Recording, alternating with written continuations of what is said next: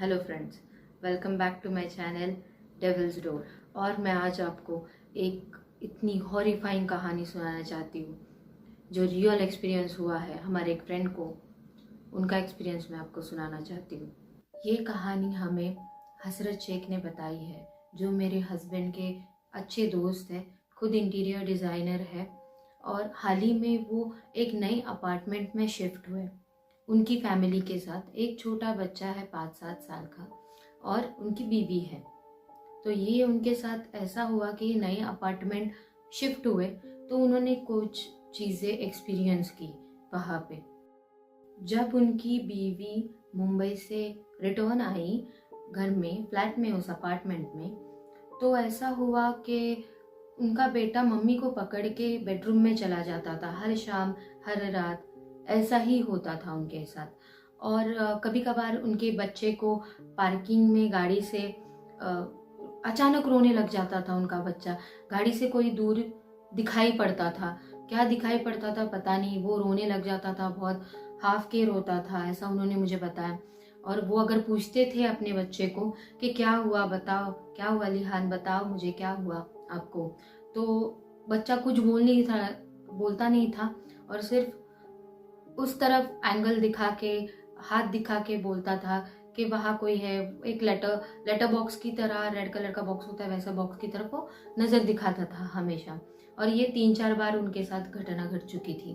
उसके बाद ऐसा हुआ कि उनकी बीवी को भी कुछ बच्चे एक सामने वाली अंडर कंस्ट्रक्शन बिल्डिंग में घूमते हुए दिखाई दे रहे थे पूरी तरह रात के समय में। और वो बिल्डिंग अबैंडन थी, कोई वहाँ पे ज़्यादा विजिट नहीं करता था। और उन्होंने ऐसा मुझे बताया कि वहाँ पे एक क्रॉस भी एंट्रेंस में रखा हुआ था, क्रॉस रखा हुआ था एंट्रेंस के डोर पे। और वो बिल्डिंग पूरी तरह से अबैंडन थी और जिस बिल्डिंग में ये लोग रहते थे वो उसके सामने वाली ही बिल्डिंग थी, लग के ही थी। तो ये बिल्डिंग में लोग रहते थे बट वो बिल्डिंग में कोई नहीं था, वो पूरी अबैंडन थी, अंडर कंस्ट्रक्शन थी। तो ऐसा हुआ कि ये सारी चीज़ें वो एक्सपीरियंस कर ही रहे थे।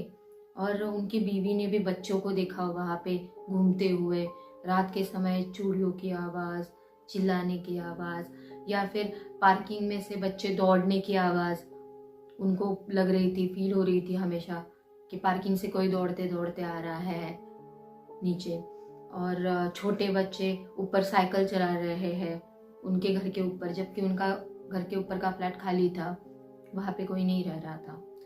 और ये सारे एक्सपीरियंस उनको फ्रिक्वेंटली होने लग गए थे वो फ्लैट में। और ऊपर से उन्हें पैसों की तंगी आने लग गई थी, बिल्कुल भी वो उनके घर में पैसा नहीं टिक पा रहा था।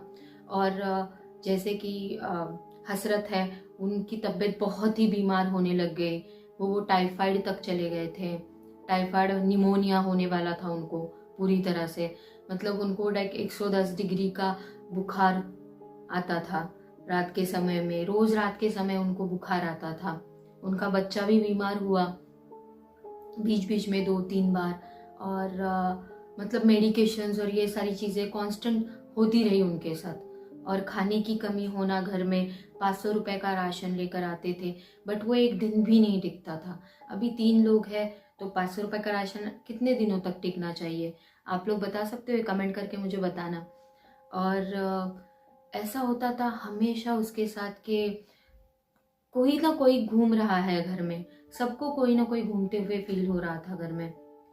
कभी उनके बच्चे को दिखता था, कभी उनको खुद को दिखता था, कभी उनकी बीवी को भी फील होता था ये सब चीज़ें जब वो किचन में काम कर रही होती थी। या फिर हॉल में अकेला उनका लड़का खेल भी नहीं पा रहा था, मम्मी पापा को पकड़ के ही कहीं जाना होता था उसको घर में, तो मम्मी पापा को पकड़ के ही घूमता था हमेशा। तो एक रात ऐसा हुआ कि मैं एक्सप्लेन ही नहीं कर सकती। जब मैंने ये सुना तो मैं बहुत डर गई थी, बहुत ज़्यादा डर गई थी।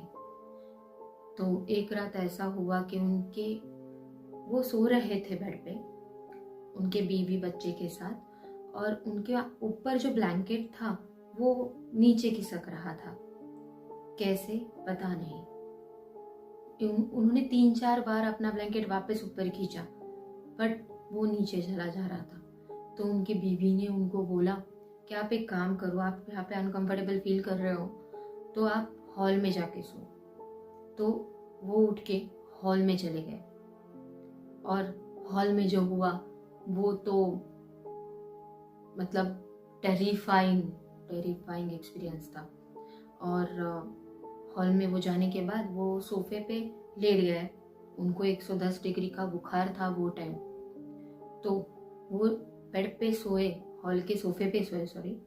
तो तभी ऐसा हुआ कि वो लेट ही रहे थे, चादर ही ले रहे थे अपने ऊपर, तो उनके सामने एक शैडो पूरी तरह से खड़ी थी। मतलब एक ह्यूमन फिगर, शैडो भी नहीं, उन्होंने कहा मुझे पूरी ह्यूमन फिगर ही दिखी। वो बाल आगे करके प्रॉपर दिख नहीं रही थी बट बॉडी थी पूरी वहाँ पे। वो इंसान नहीं था, कोई आत्मा थी। और वो उन्होंने देखा, उन्होंने चादर सिर के ऊपर ली और सिर के ऊपर चादर लेने के बाद उन्होंने भगवान का जाप चालू किया। हर एक भगवान का नाम लिया और वो रात निकाली जैसे तैसे। उस दिन के बाद उन्होंने डिसाइड कर लिया कि अब मैं ये फ्लैट में रह नहीं सकता, मुझे ये फ्लैट छोड़ना ही होगा। अगले ही दिन उन्होंने दूसरा फ्लैट ढूंढा बट उनके पास पैसों का बहुत प्रॉब्लम था क्योंकि एडवांस रेंट यहाँ पे 6 महीनों का दिया हुआ था उन्होंने पहले से ही। फिर भी उन्होंने कहीं से अरेंज करके पैसे वो फ्लैट को डिपॉजिट दे दिया और वो फ्लैट का पोजीशन ले लिया दूसरे, और यहाँ से शिफ्ट हो गए क्योंकि वो लोग वहाँ पे रुक ही नहीं सकते थे। इतना उनको एक्सपीरियंस हुआ है वो फ्लैट में कि वहाँ पे रुकना नामुमकिन था। Thanks for watching my video. और ऐसी भूतिया कहानियों के लिए लाइक, सब्सक्राइब और मेरा चैनल शेयर करिए। और आप अपने एक्सपीरियंस भी मुझे DM कर सकते हो।